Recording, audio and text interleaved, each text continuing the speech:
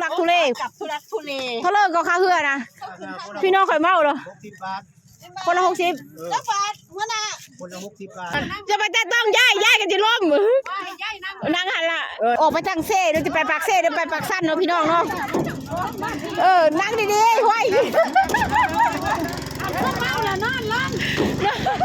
หันหนาวมาทางนี้โอ้ยหันทางนี้หันทางนี้หันมาทางนี้